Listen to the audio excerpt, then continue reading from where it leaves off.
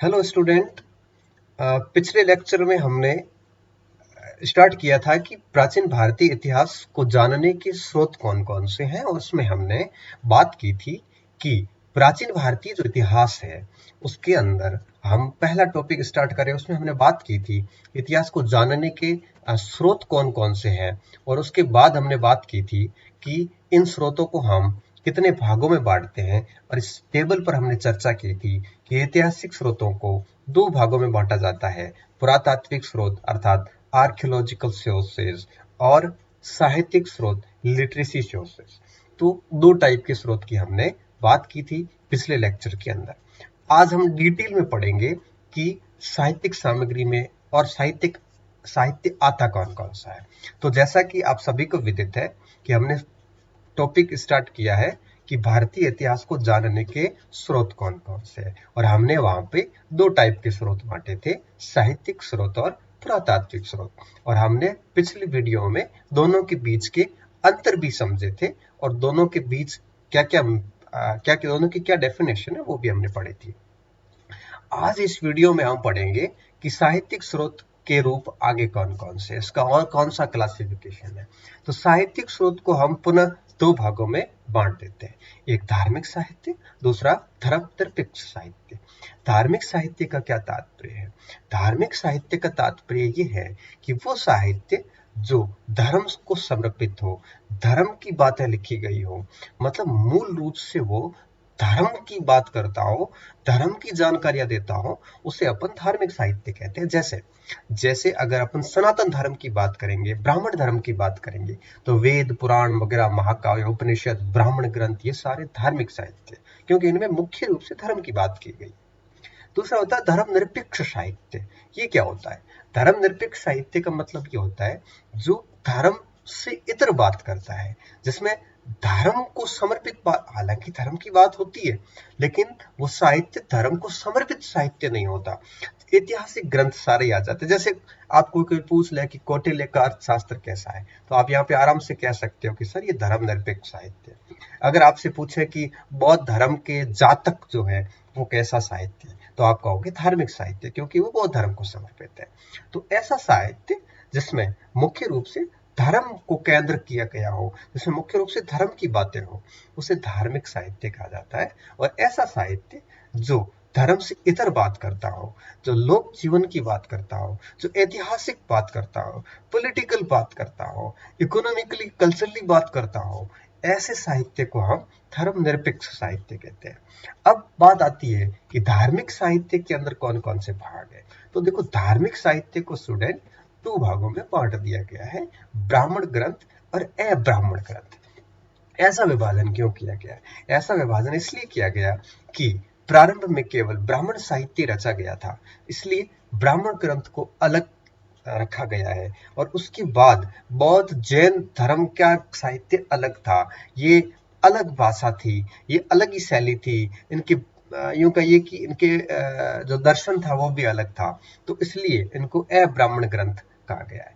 तो ब्राह्मण ग्रंथ और अब्राह्मण, अब्राह्मण का मतलब हो गया बौद्ध और जैन। तो अपन यूं कह सकते हैं संक्षिप्त में कि धार्मिक साहित्य को तीन भागों में बांट दो, ब्राह्मण ग्रंथ, बौद्ध ग्रंथ और जैन ग्रंथ। देखो स्टूडेंट, यहाँ पे हम बहुत संक्षिप्त बात करेंगे, क्योंकि हम यहाँ पे अगर डिटेल में पढ़ना स्टार्ट करते हैं तो बहुत सारी बातें आ जाएगी। लेकिन हम बौद्ध धर्म जब पढ़ेंगे उस समय बौद्ध साहित्य को डिटेल में पढ़ेंगे, जब वैदिक काल पढ़ेंगे तब ब्राह्मण ग्रंथों को डिटेल में पढ़ेंगे, जब जैन धर्म पढ़ेंगे तब जैन साहित्य को डिटेल में पढ़ेंगे।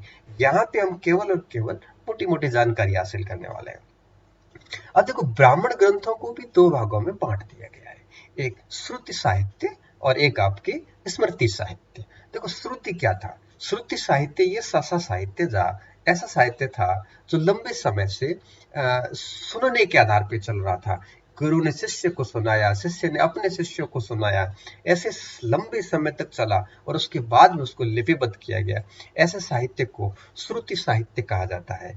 इस साहित्य में वेदों को रखा जाता है, ब्राह्मण ग्रंथ रखे जाते हैं, उपनिषदों को रखा जाता है। जबकि स्मृति साहित्य जो है, इसमें रामायण, महाभारत, पुराण और स्मृतियों को रखा जाता है। ध्यान रखना स्टूडेंट, श्रुति साहित्य पुराना साहित्य, स्मृति साहित्य, वाद का साहित्य। उसी प्रकार धर्मनिरपेक्ष साहित्य जो है, यूं कहिए कि जो अपने पढ़ा था, जो धर्म इतर था, उसको 5 भागों में बांटा गया है। ऐतिहासिक, अर्ध ऐतिहासिक, विदेशी यात्रियों के विवरण, विभिन्न प्रकार की जीवनियां और गप साहित्य, जैसे अपन गप बोलते हैं, जिसमें बिल्कुल कल्पना होती है, उसमें कुछ भी वास्तविकता नहीं होती, ऐसा कल्पना प्रधान या गल्प साहित्य, ये सारे के सारे आते हैं आपके धर्मनिरपेक्ष साहित्य में। अब हम सबसे पहले देखेंगे ब्राह्मण ग्रंथ कौन कौन से हैं, ब्राह्मण साहित्य में कौन कौन सी चीजें शामिल होगी। तो अभी तक हमने क्या पढ़ा है कि इतिहास को जानने के स्रोत 2 भागों में बांटे गए हैं। हम शुरुआत कर रहे हैं साहित्यिक स्रोतों से, इसके बाद पढ़ेंगे पुरातात्विक स्रोत। साहित्यिक स्रोतों को हमने वापस 2 भागों में बांट दिया, धार्मिक साहित्य और धर्मेतर साहित्य। फिर धार्मिक साहित्य को हम 3 भागों में बांट रहे हैं, ब्राह्मण साहित्य, बौद्ध साहित्य और जैन साहित्य। और 5 भागों में बांटेंगे धर्मेतर साहित्य को। तो 5 और 3 8 भागों को अब यहाँ पे अपन थोड़ा सा समझ लेंगे। अब सबसे पहले आता है ब्राह्मण साहित्य कौन कौन सा है। देखो स्टूडेंट, ब्राह्मण साहित्य की जहां तक बात है, तो ब्राह्मण साहित्य में सबसे पहला नंबर आता है वेदों का।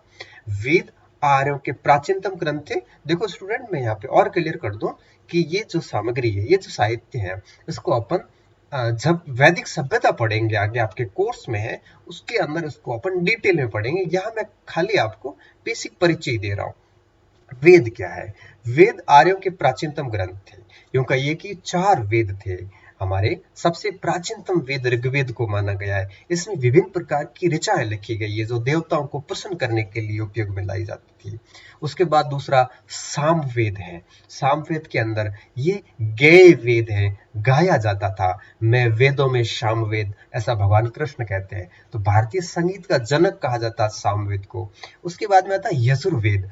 यजुर्वेद जो है, यह आपके एक प्रकार से यूं कहिए कि यज्ञ के दौरान जो भी विधि विधान प्रक्रियाएं की जाती थी, उन सारी प्रक्रियाओं का वर्णन हमें यजुर्वेद में मिलता है। इन तीनों को कहते हैं हम वेद त्रयी। लेकिन उसके बाद में अथर्वा ऋषि द्वारा जो संकलित किया गया, उसे कहते हैं अथर्ववेद। ये वेद त्रयी से बाहर था। इसमें टोने टोटके, जादू, ईश्वरेतर बातें जो है वो की गई है। तो कुल मिलाकर हमारे ब्राह्मण साहित्य में 4 प्रकार के वेद हैं और इन 4 वेदों में हमें वैदिक सभ्यता की जानकारी होती है। दरअसल उसे वैदिक सभ्यता इसलिए कहते हैं कि उसकी जानकारी हमें जो है वो वेदों से प्राप्त होती है। इन वेदों का रचयिता जो है वो किसी को नहीं माना जाता। वेदों को संकलित करने का काम जो है वो महर्षि कृष्ण द्वैपायन वेद व्यास ने किया था, लेकिन इसका रचयिता किसी को नहीं कहा जाता। क्यों?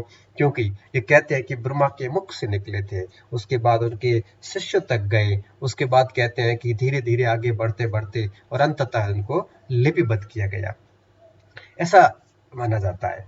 वेदों के अंदर कई प्रकार की जो मंत्र और संहिताओं का गद्य जो टीकाएं थी, उन गद्य टीकाओं को ब्राह्मण कहा गया। हर वेद का अपना ब्राह्मण है। जैसे ऋग्वेद का ऐत्रेयी व कौशितकी, ये 2 ब्राह्मण जो है वो आपके ऋग्वेद के, इसको अपन डिटेल में और आगे पढ़ेंगे। तो कहने का मतलब ये है कि हर वेद का अपना अलग से ब्राह्मण होता है।